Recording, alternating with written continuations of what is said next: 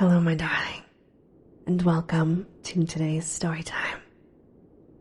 Please take a moment to subscribe. And now, on with our story time. Who, exclaimed Max to his friends, could have dreamed of finding in Pompeii, the Greco-Latin city, a gate so romantically Gothic? Fancy some belated Roman knight blowing his horn before this entrance, summoning them to raise the portcullis like a page of the 15th century. There is nothing new under the sun, replied Fabio, and the aphorism itself is not new, inasmuch as it was formulated by Solomon. Perhaps there may be something new under the moon, observed Octavian, with a smile of melancholy irony. My dear Octavian, said Max, who during this little conversation had paused before an inscription traced in rubric upon the outer wall. Wilt behold the combats of gladiators? See the advertisement. Combat and chase on the 5th day of the nuns of April. The masts of the velarium will be rigged. 20 pairs of gladiators will fight during the nuns. If you fear for the delicacy of your complexion, be assured that the awnings will be spread, and as you might in any case prefer to visit the amphitheater early, these men will cut out each other's throats in the morning. Matutini erunt. Nothing could be more considerate. Thus chatting, the three friends followed that sepulchre-fringed road which, according to our modern ideas, would be a lugubrious avenue for any city, but which had no sad significations for the ancients, whose tombs contained in lieu of hideous corpses only a pinch of dust, abstract idea of death. Art beautified these last resting places, and, as Goethe says, the pagan decorated sarcophagi and funeral urns with the images of life. It was therefore doubtless that Fabio and Max could visit, with a lively curiosity and a joyous sense of being, such as they could not have felt in any Christian cemetery, those funeral monuments, all gilded by the sun, which as they stood by the wayside, seemed still trying to cling to life, and inspired none of those chill feelings of repulsion, none of those fantastic terrors evoked by our modern, dismal places of sepulture. They passed before the tomb of Mamaea, the public priestess, near which a tree, either a cypress or a willow, was growing. They seated themselves in the hemicycle of the triclinium, where the funeral feasts were held, laughing like fortunate heirs. They read with mock solemnity the epitaphs of Nevolia, Labion, and the Arria family, silently followed by Octavian, who seemed more deeply touched than his careless companions by the fate of those dead 2,000 years ago. Thus they came to the villa of Arrius Diomedes, one of the finest residences in Pompeii. It is approached by a flight of brick steps, and, after entering the doorway, which is flanked by 2 small lateral columns, one finds himself in a court resembling the patio, which occupies the center of Spanish and Moorish dwellings, and which the ancients termed the impulvium or cavadium. 14 columns of brick, overlaid with stucco, once supported on 4 sides of a portico or a covered peristyle, not unlike a convent cloister, and beneath which one could walk secure from the rain. This courtyard is paved in mosaic with brick and white marble, which presents a subdued and pleasing effect of color. In its center, a quadrilateral marble basin which still exists, formerly caught in the rainwater that dripped from the roof of the portico. It was a strange experience, entering thus into the life of the antique world, and treading with well-blacked boots upon the marbles worn smooth by the sandals and buckskins of the contemporaries of Augustus and Tiberius. The cicerone led them through the exedra, or summer parlor, which opened to the sea to receive its cooling breezes. It was there that the family received company and took their siesta during those burning hours when prevailed the mighty zephyr of Africa, laden with languors and storms. He brought them in the basilica, a long open gallery which lighted the various apartments, and in which clients and visitors erst awaited the call of the nomenclator. Then he conducted them to the white marble terrace, whence extended a broad view of verdant gardens and blue sea.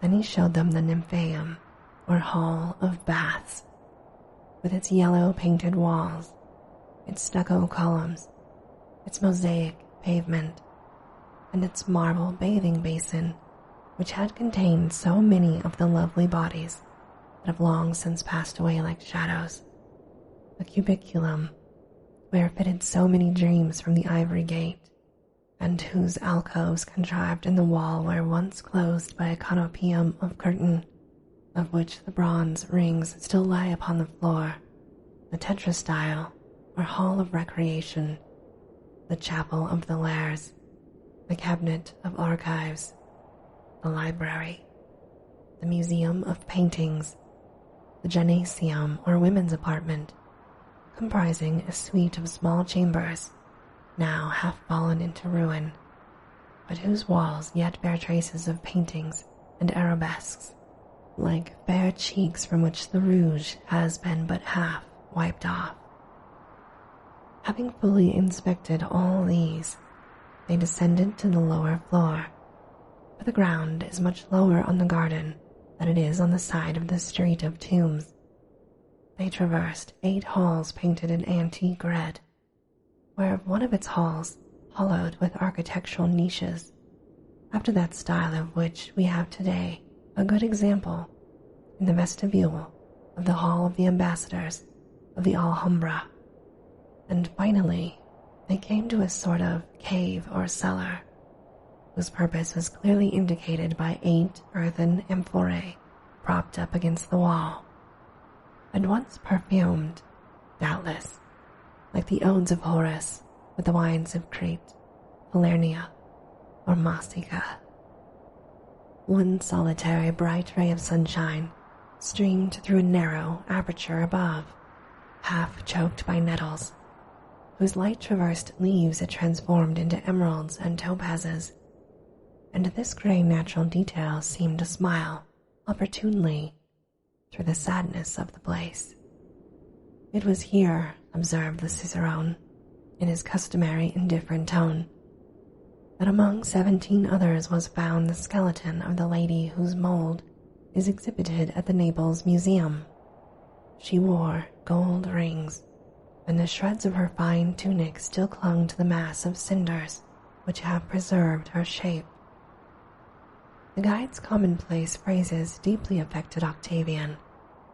He made the man point out to him the exact spot where the precious remains had been discovered, and had it not been for the restraining presence of his friends, he would have abandoned himself to some extravagant lyrism. His chest heaved, his eyes glistened with a furtive moisture. Though blotted out by 20 centuries of oblivion, that catastrophe touched him like a recent misfortune. Not even the death of a lover or a friend could have affected him more profoundly, and while Max and Fabio had their backs turned, a tear, 2,000 years late, fell upon the spot where that woman, with whom he had felt he had fallen retrospectively in love, had perished, suffocated by the hot cinders of that volcano. Enough of this archaeology, said Fabio. We do not propose to write dissertations upon an ancient jug or a tile of the age of Julius Caesar in order to obtain memberships in some provincial academy. These classic souvenirs give me a stomachache. Let's go to dinner, if such a thing be possible, in that picturesque hostelry, where I fear we shall be served with fossil breakfasts and fresh eggs laid prior to the death of Pliny. I will not exclaim with Boileau, un sot quelque foi over un avis. Important, exclaimed Max with a laugh. That would be ill-mannered, but your idea is a good one. Still, I think it would have been pleasant to banquet here, on some triclinium, reclining after the antique fashion, and waited upon by slaves according to the style of Lucullus or Trimalchio. It is true that I see no oysters from Lake Lucrinus. The turbots and mullets from the Adriatic are wanting. The Applian boar cannot be had in market, and the loaves and honey cakes on expedition in the Naples Museum lie, hard as stones, beside their green-gray molds. Even raw macaroni sprinkled, detestable as it may be, is certainly better than nothing. What does friend Octavian think about this? Octavian, who was deeply regretting that he had not happened to be in Pompeii on the day of the eruption, so that he might have saved the lady of the gold rings and thereby merited her love, had not heard a syllable of this gastronomic conversation.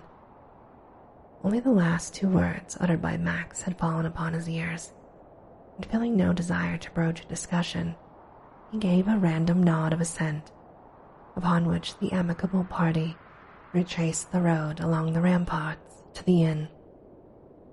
The table was placed under a sort of open porch, which served as a vestibule for the hostelry, whose rough-cast walls were decorated with various daubs that the host entitled Salvator Rosa, Espagnole, Cavalier Massimo, and other names celebrated from the Neapolitan school, which he deemed himself bound to extol.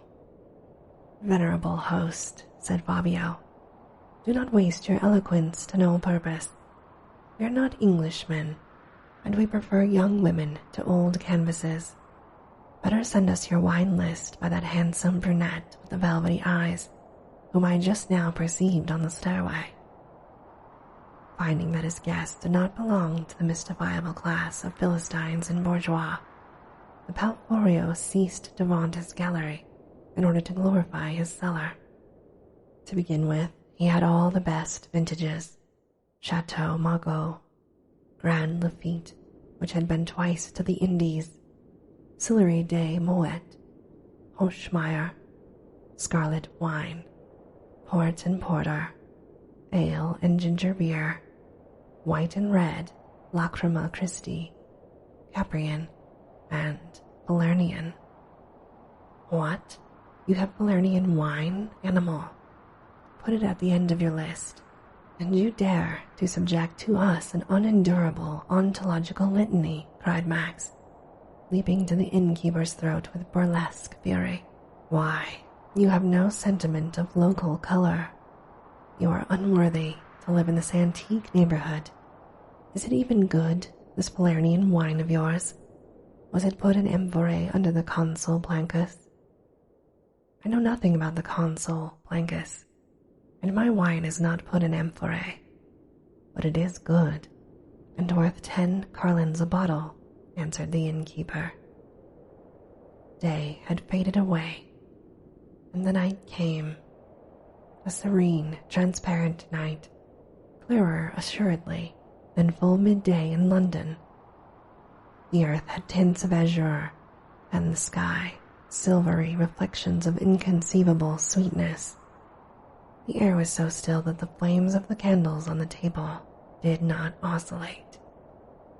A young boy, playing a flute, approached the table, and standing there with his eyes fixed upon the three guests, performed upon his sweet and melodious instrument one of those popular airs in a minor key which have a penetrating charm. Perhaps that lad was a direct descendant of the flute player who marched before Dululius. Our repast is assuming quite an antique secret. We only need some Gaditanian dancing women and ivy garlands, exclaimed Max, as he helped himself to a great bumper of Lernian wine. I feel myself in the humor of making Latin quotations. Stanzas of odes come back to my memory, added Max. Keep them to yourself, cried Fabio and Octavian, justly alarmed. Nothing is so indigestible as Latin at dinner. Among young men with cigars in their mouths and elbows on the table, who find themselves contemplating a certain number of empty flagons, especially when the wine has been capitally good, conversation never fails to turn upon women. Each explained his own system, whereof the following is a fair summary. Fabio only cared for youth and beauty, voluptuous and positive. He found no pleasure in illusions, and had no preferences in love. A peasant girl would have pleased his fancy as well as a princess, provided she were beautiful. The body, rather than its appeal, attracted him. He laughed much at certain of his friends who were enamored by so many yards of lace and silk, and he declared it more rational to fall in love with the stock of a fashionable marchand et non victoire. These opinions, which were rational enough in the main, and which he made no attempt to conceal, caused him to pass for an eccentric man. Max, less of an artist than Fabio, cared only for difficult undertakings, complicated intrigues. He sought resistances to vanquish, virtues to seduce, and played at love as at a game of chess, with long premeditated moves, reserved ambuscades, and stratagems worthy of Polybius. In a drawing-room, he would always choose a woman who seemed least in sympathy with him for the object of attack. To make her pass by skillful transition from aversion to love afforded him delicious pleasure. To impose himself upon characters which strove to repel him, and to master wills that rebelled against his influence, seemed to him the sweetest of all triumphs. Like those hunters who, through rain, sunshine, or snow, through fields and woods, and over plains, pursue with excessive fatigue and unconquerable ardor some miserable quarry, which in 3 cases out of 4 they would not deign to eat. So Max, having once captured his prey, troubled himself no further about it, and at once started off on another chase.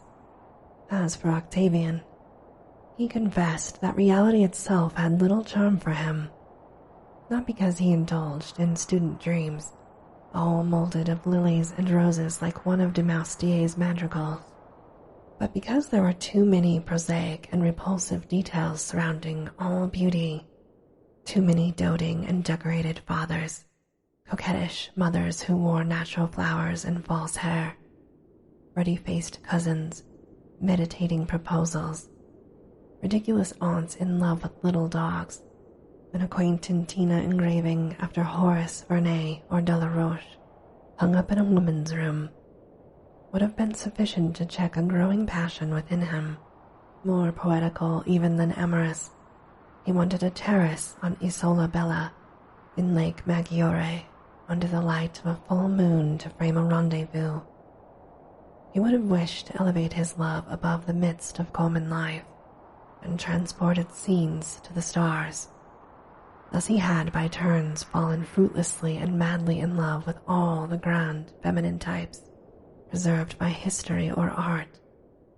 Like Faust, he had loved Helen, and would have wished that the undulations of the ages might bear to him one of those sublime personifications of human desires and dreams, whose forms, to mortal eyes invisible, live immortally beyond space and time. He had created for himself an ideal Seraglio, with Semiramis, Aspasia, Cleopatra, Diana of Poitiers, Jane of Aragon. At times he had fallen in love with statues, and one day, passing before the Venus of Milo in the museum, he cried out passionately, Oh, who will restore thy arms that thou mayest crush me upon thy marble bosom? At Rome, the sight of a matted mass of long, thick human hair, exhumed from an ancient tomb, had thrown him into a fantastic delirium. He had attempted, through the medium of a few of those hairs, obtained by a golden bribe from the custodian, and placed in the hands of a clairvoyant of great power, to evoke the shade and form of the dead. But the conducting fluid, the subtle odile, had evaporated during the lapse of so many years, and the apparition could no more come forth out of the eternal night. As Fabio had divined before the glass cabinet in the study museum, the imprint discovered in the cellar at the Via of Arrius Diomedes had excited in Octavian wild impulses toward a retrospective ideal. He longed to soar beyond life and time and transport himself in spirit to the age of Titus. And this, my darling, ends our story time for today. As always, I hope that you have very sweet and creepy dreams.